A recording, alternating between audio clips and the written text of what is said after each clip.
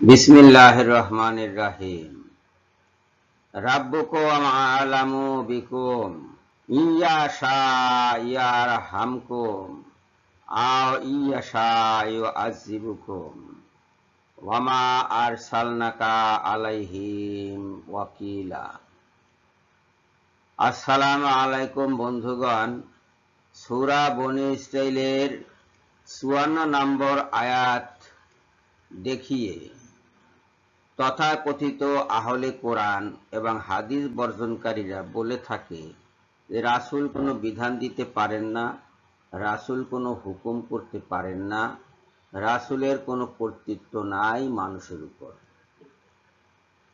কিন্তু এই আয়াতটি আসলে কি বলছে? আল্লাহ পাক বলছেন, তোমাদের প্রতিপালক তোমাদেরকে ভালোভাবে জানেন। ইচ্ছা করিলে তিনি তোমাদের প্রতি দয়া করেন এবং ইচ্ছা করিলে তোমাদেরকে শাস্তি দেন। আমি তোমাকে উহাদের অভিভাবক করিয়া পাঠাই নাই। মানে দয়া করা এবং শাস্তি দানের ক্ষমতা রাসূলকে দেওয়া হয়নি, এবং এটা তিনি মানুষের পক্ষে বিপক্ষে রহিত করারও ক্ষমতা রাখেন না।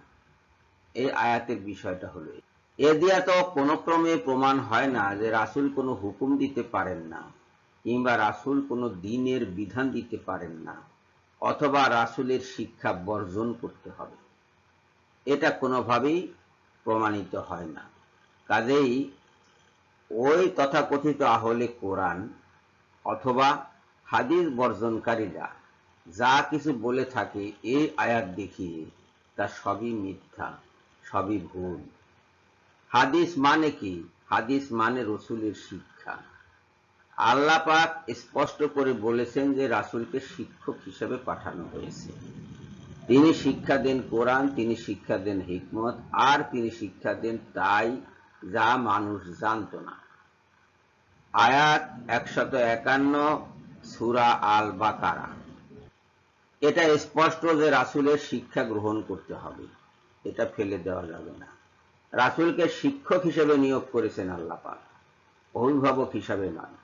অভিভাবকদের কাজ কি? অভিভাবকদের কাজ হলো কখনো কাউকে শাস্তি দেওয়া, কখনো কারো উপরে রহম করা। এই দুটার একটা কাজও রাসূল সাল্লাল্লাহু আলাইহি সাল্লাম করতে পারবেন না। বিষয়টা হলো এটা আল্লাহর দায়িত্ব। আল্লাহর উপরে এই ব্যবস্থা রয়েছে। আল্লাহ ইচ্ছা করলে শাস্তি দেবেন, ইচ্ছা করলে রহম করবেন মানুষকে। রাসূল এটা করতে পারবেন না।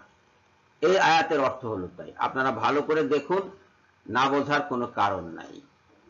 কাজেই বর্জন করুন আপনি তথাকথিত আহলে কোরআনদের, বর্জন করুন হাদিস বর্জনকারীদের।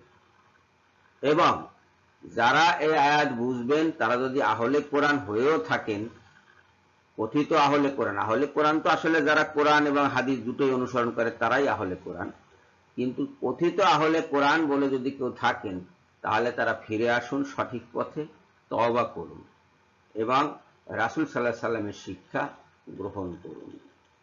সবাইকে ধন্যবাদ জানিয়ে এখনকার মতো বিদায় হচ্ছি। আল্লাহ হাফেজ।